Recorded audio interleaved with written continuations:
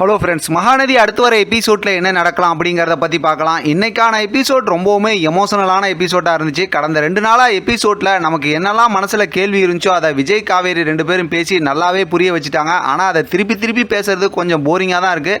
இருந்தாலும் இன்றைக்கான எபிசோடில் விஜய் ரொம்பவுமே எமோஷனலாக காவேரி கிட்ட பேசுகிறாங்க. காவேரி அவங்களுக்கு உண்டான டவுட் எல்லாமே விஜய் கிட்ட கேட்டு தெரிஞ்சுக்கிட்டாங்க. லாஸ்ட்டாக காட்டின ப்ரொமோவில் பார்த்தோம் அப்படின்னாக்கா விஜய் அப்படியே கட்டி பிடிச்சிக்கிட்டாங்க. ரொம்பவுமே கண் கலங்குறாங்க. 2 பேருமே பார்த்தா ரொம்ப எமோஷனலாக ஒருத்தர் அப்படியே கட்டி பிடிச்சிட்டு கண் கலங்கிட்டு இருக்க மாதிரி ரொம்ப சூப்பரான ஒரு ப்ரொமோ காட்டியிருந்தாங்க. இன்றைக்கான ஒரு சூப்பரான ஒரு ப்ரொமோவும் வரும்னு நான் எதிர்பார்த்துட்டு இருக்கேன். ஏன்னா நாளைக்கு ஃப்ரைடே எபிசோடில் வீக்கெண்ட் எபிசோடுங்கும் போது ஏதாவது ஒரு ட்விஸ்டிங் கொடுப்பாங்க. 2 பேரும் ஒன்று சேர்ந்துட்டாங்க அப்படின்னா அதுவே ரொம்ப பெரிய ஒரு சந்தோஷம் தான். கடந்த 2-3 வாரமாக ரொம்பவுமே மகாநதி போரிங்காக தான் இருந்துச்சு. ஏற்கனவே நான் சொன்ன அதே விஷயம் தான். எனக்குமே ரொம்ப பெரிய அப்செட் ஆகிட்டேன், என்னடா இப்படி நடந்துக்கிட்டு இருக்கு அப்படின்னு. ஆனால் இதுக்கப்புறம் ஸ்டோரி செம்ம இன்ட்ரெஸ்டிங்காக போயிடும் அப்படிங்கிறதுல டவுட்டே இல்லை. ஏன்னா ஏற்கனவே ஷூட்டிங் ஸ்பாட் ஏரியாவில் நமக்கு ஒரு ஹிண்ட் கொடுத்துருந்தாங்க. விஜயோட வீட்டில் விஜய் தாத்தா கூட பேசிக்கிட்டு இருக்க மாதிரி காட்டினாங்க. ஆனால் காவேரி இருக்கிற மாதிரி காட்டியிருந்தாங்க.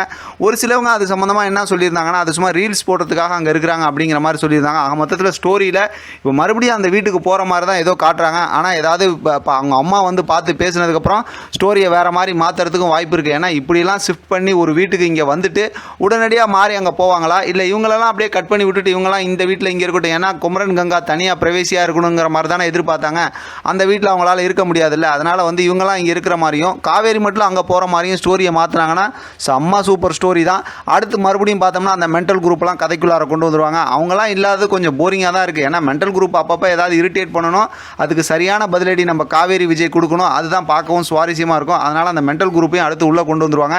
இதுக்கிடையில் வெண்ணிலா சம்மந்தமாக இன்றைக்கான எபிசோடில் விஜய் சூப்பரான ஒரு வார்த்தை சொன்னார். வெண்ணிலாவுக்கு சரியாயிடுச்சு அப்படின்னாக்கா அவங்க சொந்தக்காரங்க அல்ல, அது சம்மந்தமாக நான் விசாரிச்சுக்கிட்டு இருக்கேன், அவங்கள்ட்ட நான் அவங்கள ஒப்படைச்சிருவேன் அப்படிங்கிற மாதிரி சொல்லியிருக்காங்க. அதனால் அந்த ஸ்டோரியும் கொஞ்சம் காட்டுவாங்க.